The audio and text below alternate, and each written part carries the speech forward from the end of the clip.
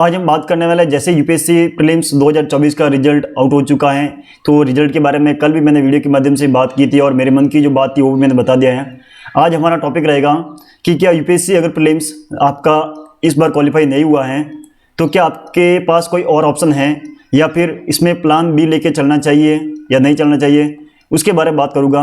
अगर आपका prelims qualify नहीं हुआ है तो उस वीडियो को जरूर देखना, क्योंकि उसके साथ में आप कौन सा एग्ज़ाम दे सकते हैं और अभी फ़िलहाल आपके पास कोई एग्ज़ाम नहीं है तो आगे क्या करना चाहिए, क्या मैं जॉब करूं, क्या मैं अदर एग्ज़ाम की तैयारी करूं, वो सारे क्वेश्चन के बारे में एक एक करके हम पूरा डिसाइड करने वाले हैं। ठीक है, तो सबसे पहले तो ये देख सकते हैं यहाँ यूपीएससी का जो रिजल्ट है वो 1 जुलाई 2024 को जारी हो चुका है। आप सभी को मालूम है यहाँ पर कि 16 जून को इसका एग्ज़ाम हो चुका था और मात्र 15 दिन में मात्र 15 दिन में आपका रिजल्ट 1 जुलाई 2024 को जारी हो चुका है। ठीक है, तो ये यूपीएससी का शेड्यूल था और यूपीएससी का शेड्यूल वो अपना जो टाइम पीरियड दे रखा है उसी टाइम पीरियड में आपका रिजल्ट घोषित करता है, उनका एक फिक्स शेड्यूल रहता है। आज हम बात करने वाले हैं बिल्कुल कि जिनका यूपीएससी प्रीलिम्स 2024 में अब की बार नहीं हुआ है, तो उन अभ्यर्थियों को मैं पहला सजेशन तो यही रहेगा कि कोई बात नहीं, डिमोटिवेट नहीं होना, आपको 1-2 दिन का रेस्ट लीजिए। रेस्ट लेने के बाद आपको देखना है कि पहला अपने आप को एक बार सोचना है कि आपको एग्ज़ाम की तैयारी करते हुए कितने साल हुए हैं। ठीक है, अब अगर आपका पहला अटैम्प्ट था तो कोई बात नहीं, मैं एक कहूँगा कि अभी कोई जॉब मत देखिए, कोई प्लान भी मत रखिए, सिर्फ आप इसकी तैयारी कीजिए। ठीक है, और सेकंड अटैम्प्ट भी था और आपको लग रहा है कि मुझे स्कोर के में जो कट ऑफ थी, देखो कट ऑफ अभी तक कोई रिलीज हुई नहीं है। कट ऑफ जो है वो फाइनल कट ऑफ कब आती है, जब पूरा रिजल्ट जारी होता है, मेंस इंटरव्यू के बाद में जब फाइनल मेरिट जो लिस्ट जारी होती है। ठीक है, जो नेक्स्ट एग्जाम होगा प्रीलिम्स का उसके 3 से 4 दिन पहले जो कट ऑफ रिलीज होती है, ठीक है ना, जारी होती है, तब ये कट ऑफ देखी जाएगी। लेकिन जो एक्सपेक्टेड कट ऑफ है वो 95 से लगाकर 100 के बीच में कट ऑफ रही है। ठीक है, ये बिल्कुल है। और ये ना कोचिंग सेंटर वालों ने किसी ने 95, किसी ने 95 के +-2, किसी ने 85 +-2, किसी ने 90 +-2 ऐसा कट ऑफ बताया था। तो देखो कोचिंग वालों का जो व्यू था, किसी कोचिंग सेंटर का सही है, किसी का गलत है, किसी का बहुत ज़्यादा दूर है, तो उस पर बिलीव नहीं करना है। आपको ये देखना है, मैं इस हिसाब से कह सकता हूँ कि 95 से 97 के बीच में कैसे रही है। तो कट ऑफ का मेरा मानना है ये है कि जो मेरे एक मित्र हैं जिसका 97 पर ओबीसी में हुआ है, ठीक है, तो बिल्कुल जो कट ऑफ है वो 97 तो रही है, ये तो बिल्कुल हो गया आपका। ओबीसी कितनी रही है, तो जनरल की इसमें +4 या 5 नंबर और ऐड कर सकते हैं, तो हो सकता है कि 100 क्रॉस जनरल की रही है। ठीक है, तो ये तो मैंने बात की कट ऑफ के बारे में। ठीक है, तो अब बिल्कुल देखो जो हुआ है उसको एक्सेप्ट करना पड़ेगा आपको, कोई लेके बैठने से कुछ नहीं होगा। आपको वापस अगर तैयारी करना है और इस फील्ड में आपको ठाना है कि मुझे इस एग्जाम वापस देना ही है और मुझे इसकी मेहनत करनी पड़ेगी वापस, तो देखो वापस आपको तैयारी तो करनी पड़ेगी। ठीक है, रिस्टार्ट तो करना ही पड़ेगा। ठीक है, ये तो बात हो गई 1-2 अटेम्प्ट वालों की। अब बात करूँगा कि साथ में तो भी आपको मन में डाउट रहता है कि सर मैं कोई बात नहीं, मैं अगर तैयारी अभी कोई एग्जाम नहीं है मेरा और मेरी तैयारी भी अच्छी खासी हो चुकी है, अब मैं इसके साथ में और कौन सा एग्जाम दे सकता हूँ या फिर मैं प्लान बी लेके चलूँ कि नहीं चलूँ, मैं उसके बारे में बात करने वाला हूँ। तो सबसे पहले तो मैं यही कहूँगा, अगर आपके पास प्लान बी के बारे में बात करूँगा तो मेरा सजेशन ये रहेगा कि प्लान बी है वो बिल्कुल रखना चाहिए आपको। क्योंकि देखो यूपीएससी की जो जर्नी है ना, आईएएस, ये कोई छोटे एग्जाम नहीं, 1 डे एग्जाम नहीं है कि आप एक दिन में एग्जाम दे दोगे और उसके बाद में आपका फाइनल सिलेक्शन हो जाएगा। आपने प्री दिया, उसके बाद में आपको मेंस लगेगा, मेंस के बाद में इंटरव्यू हो गया और आपको मान लो इंटरव्यू आपको 1 नंबर से भी रह जाता है, आपको वापस प्रीलिम्स देना ही पड़ेगा। आप मेंस में रह जाते हैं तो वापस प्रीलिम्स देना ही पड़ेगा। तो ये जो पूरी जर्नी है ना वो एक साथ आपको क्लियर करना, प्री मेंस और इंटरव्यू तक का पूरा सफर है वो एक साथ में क्लियर करना है। तो थोड़ा सा लेंथी बिल्कुल है, थोड़ा टफ भी है, थोड़ा मुश्किल भी है, समय भी लगेगा और हो सकता है आपको काफ़ी स्टूडेंट देखे मैंने 6 से 7 अटैम्प्ट 8 अटैम्प्ट, जिन्होंने 9 अटैम्प्ट लगते हैं ओबीसी उनके भी पूरे अटैम्प्ट हो चुके हैं और फाइनल इंटरव्यू 2-3 बार इंटरव्यू दे चुके हैं, उनका नहीं हुआ है।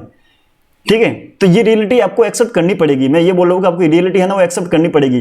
ठीक है, आप इस समस्या को, प्रॉब्लम को लेकर आगे जब कितना भागोगे तो कोई मतलब नहीं है।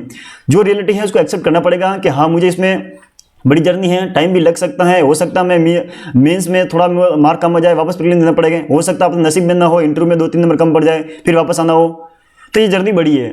तो मैं ये कहूँगा कि प्लान बी है वो आपको बिल्कुल आपके साथ रखना पड़ेगा। अब प्लान बी में क्या रखें, सबसे बड़ी समस्या ये रहती है। देखो क्योंकि काफ़ी स्टूडेंट होते हैं वो ग्रेजुएशन करने के बाद इस फील्ड में आ जाते हैं और एग्जाम की तैयारी करने लग जाते हैं। मात्र 21 साल की एज में जब वो इस फील्ड में आते हैं तो कम से कम 3 से 4 अटेम्प्ट देते हैं तो उनकी एज 25 तक तो हो ही जाती है। ठीक है, ये नॉर्मल उनकी 25 साल एज हो जाती है, बाकी किसी की 26-27 भी हो जाती है। ठीक है, तो जब आपका जो फैमिली आपका जो मतलब फाइनेंशियल है, अगर फाइनेंशियल आपका कोई इशू नहीं, फाइनेंशियल आपके कोई इशू नहीं आ रहा है, आपका फैमिली बैकग्राउंड अच्छा है, तो कोई दिक्कत नहीं, आप तैयारी कीजिए। अगर आपका फाइनेंशियल थोड़ा बैकग्राउंड मिडिल क्लास का है तो बिल्कुल मैं कहूँगा प्लान बी रखिए। प्लान बी में देखो मैं आपको ऑप्शन बता देता हूँ, प्लान बी में क्या क्या रखना सकते हैं, वो आपकी इच्छा है, आपके ऊपर डिपेंड है कि आप क्या रखना चाहोगे। ठीक है, सबसे पहले मैं आपको बताऊंगा कि प्लान बी में क्या, देखो प्लान बी में है, देखो पहला ऑप्शन ये है कि अगर आप तैयारी कर रहे हैं तो इसके साथ में अदर जो भी गवर्नमेंट एग्जाम होते हैं, वनडे एग्जाम, वो दे सकते हैं, जिसमें देखो ऐसा नहीं आपको स्टेट पीसीएस का जो एग्जाम होता है वो दे सकते हैं। पहला बात तो ये स्टेट पीसीएस का एग्जाम दे सकते हैं, क्योंकि यूपीएससी का स्टेट पीसीएस के एग्जाम के लगभग सिलेबस सेम रहता है, थोड़ा बहुत इसका जो स्टेट का अलग से रहता है। ठीक है, इसके साथ में यूपीएससी के साथ में आप यूपीएससी सीडीएस का दे सकते हैं, यूपीएससी सीएपीएफ का दे सकते हैं। ठीक है, सीएपीएफ का दे सकते हैं। इसके साथ में यूपीएससी का और भी एग्जाम लगते हैं, वो भी दे सकते हैं। ठीक है, और इसके साथ में और देखो इसके अलावा और भी वनडे एग्जाम कौन से हैं, आप बैंक के एग्जाम दे सकते हैं, जिसमें कोई ज़्यादा अलग से सिलेबस नहीं मांगते हैं। मैथ, रीजनिंग और जीएस और इंग्लिश। जीएस आपको ऑलरेडी अगर यूपीएससी की तैयारी की है तो क्लियर है। मैथ और रीजनिंग आप सीसेट में पढ़ते ही हैं, थोड़ा सा इसमें एडवांस लेवल का होता है, तो थोड़ा सा टॉपिक और पढ़ना पड़ेगा, और इंग्लिश आपको थोड़ी सी इसमें तैयारी करनी पड़ेगी। तो ये आपका बैंक के जो भी एग्जाम होते हैं वो इसका जो सिलेबस है वो आपको इसमें कंप्लीट हो जाएगा। इसके साथ में एसएससी का दे सकते हैं, एसएससी सीजीएल का, इसमें एसएससी एमटीएस का दे सकते हैं। बहुत सारे तमाम एग्जाम ऐसा एग्जाम है जो आप इसमें दे सकते हैं। ठीक है ना, तो कोई एक ही एग्जाम के भरोसे नहीं बैठना है, अगर आपके पास टाइम है ठीक है तो आप दे सकते हैं। इसके अलावा हो सकता है कि आपको अगर कोई प्राइवेट जॉब मिल जाए टीचिंग में, तो वो भी ले सकते हैं, ताकि आपकी जो तैयारी है वो प्रॉपर चलती रहे और इसी फील्ड में रहे, ताकि आपका प्रॉपर जो फील्ड है वो भटके नहीं। आपको जो जॉब भी करनी है तो उसी फील्ड में करो, जब जो आपको तैयारी की है उसी रिलेटेड जॉब मिलनी चाहिए, चाहे टीचिंग की हो या कुछ ऐसा हो जो कोचिंग सेंटर में कॉपी एनालिसिस की हो, या फिर आपको आंसर राइटिंग का कुछ ऐसा कुछ आपको मिल रहा हो। ठीक है, ऑफर मिल रहा हो, कॉपी चेक करने का मिल रहा हो, इस प्रकार की जॉब लीजिए, ताकि आपको जो आपकी जो तैयारी है ना वो एक तैयारी भी चलती रहे और आपको एक फाइनेंशियल जो आपकी जो कंडीशन है वो भी आपको मजबूत हो जाए। ठीक है, ये हो जाएगा। अब काफ़ी लोगों का प्रश्न है कि सर अभी फिलहाल में कौन सी भर्ती है जिसका मैं एग्जाम में फॉर्म भर सकता हूँ, और मेरा अभी कोई एग्जाम नहीं है, मैं 2025 में वापस, देखो यूपीएससी का आपको पता है 2025 में शायद 25 मई को वापस एग्जाम है, 25 या 26 मई को वापस एग्जाम है प्रीलिम्स का। ठीक है, तो ये कैलेंडर आपको जारी हो चुका है। ठीक है, तो ये ध्यान रखना है। हो सकता है आपकी मेंस और इंटरव्यू की पूरी आपका मेंस और जो इसकी प्रीलिम्स की तैयारी अच्छी खासी हो कर रखी है, तो कोई बात नहीं, आप अभी एग्जाम है उस एग्जाम को दे सकते हैं, मैं आपको बताऊंगा। ठीक है, तो इस चैनल के माध्यम से मैं उस एग्जाम के बारे में भी बताता रहता हूँ जो यूपीएससी के साथ में आपको एग्जाम देना चाहिए। ठीक है, क्योंकि एक बार देखो मैं यही बोलूँगा कि सबसे पहला ना छोटी मोटी जॉब आपको लेनी जरूरी हो जाती है, क्योंकि एक बार फाइनेंशियल जो आपका जो बैकग्राउंड है वो मजबूत हो जाता है, तो आपकी जो दिमागी जो प्रेशर रहता है ना वो एक बार कम हो जाता है, फिर आप फ्री माइंड आराम से तैयारी कर सकते हैं। तो अभी फिलहाल आपकी कोई एग्जाम नहीं है तो मैं बताऊँगा कौन सा फॉर्म भर सकते हैं। तो देखो आपके सामने मैं लेके आया हूँ यहाँ पर देखिए, अभी फिलहाल आपको अगर आपने अभी कोई एग्जाम नहीं है तो आप फिलहाल इसका एसएससी सीजीएल का फॉर्म भर सकते हैं। किसका? एसएससी सीजीएल का फॉर्म निकल चुका है, और एसएससी सीजीएल में 17,727 पोस्ट पर आपको फॉर्म ओपन हो चुके हैं, फॉर्म भर सकते हैं आप। इसमें देख सकते हैं अभी डेट जो पोस्ट डेट है 24 जून को इसका एडवर्टाइजमेंट रिलीज हुआ है, और पोस्ट भी काफ़ी हैं, टोटल वैकेंसी देख सकते हैं यहाँ पर 17,000। ठीक है, 17,000 यहाँ पर वैकेंसी है। ठीक है, तो बिल्कुल आपको वो रहना नहीं चाहिए कि मतलब कैसे फॉर्म भरना है। फीस भी बहुत कम है, 100 रुपये फीस है। ठीक है, और आपकी जो फॉर्म भरने की जो डेट है देखो बता देता हूँ मैं आपको, 24 जून से फॉर्म शुरू हो चुके हैं और 24 जुलाई तक आपको फॉर्म चलेगी, कम से कम 1 महीना, तो आपके पास बहुत टाइम है, आराम से फॉर्म भर सकते हैं। फीस भी ज़्यादा नहीं है, मात्र 100 रुपये हैं, तो फॉर्म भर सकते हैं।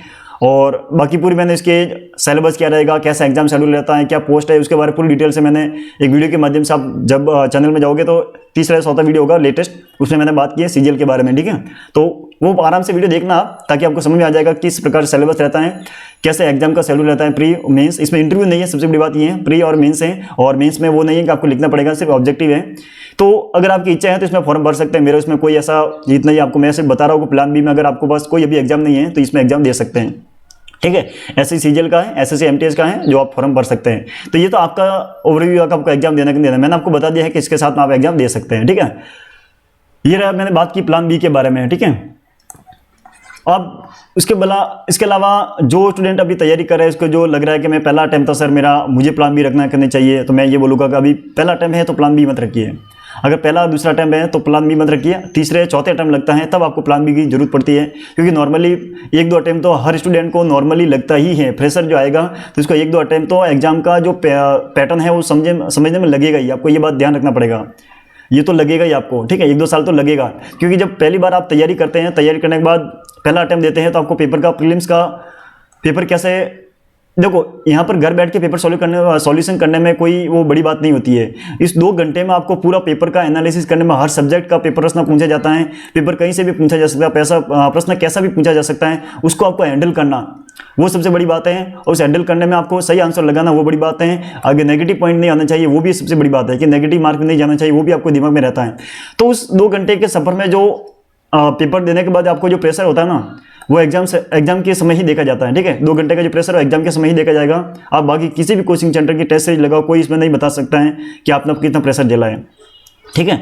तो मैं एक कहूँगा कि 1-2 अटेम्प्ट लगा है तो कोई बात नहीं, आप तैयारी कीजिए, फिलहाल फोकस कीजिए पूरी अपने यूपीएससी पर, ठीक है। और फिर आपको लगता है कि मुझे फाइनेंशियल बैकग्राउंड मेरा मजबूत नहीं है तो फिर आप प्लान भी रख सकते हैं, जिसमें आप अदर एग्जाम के भी दे सकते हैं। यूपीएससी जरूर, यूपीएससी से रिलेटेड भी बहुत सारे एग्जाम है, ठीक है। जरूरी नहीं कि यूपीएससी सिविल सर्विसेज का एग्जाम है, उसके साथ में यूपीएससी सीडीएस का एग्जाम है। अभी आप इसकी एज नहीं हुई है तो आपको यूपीएससी सीडीएस का एग्जाम है, यूपीएससी सीएपीएफ का एग्जाम है, यूपीएससी सीआईएसएफ का एग्जाम, बहुत सारे एग्जाम जो इसमें दे सकते हैं यूपीएससी के साथ में, और सेम सिलेबस रहता है, ठीक है, इतना कोई होता नहीं है, ठीक है।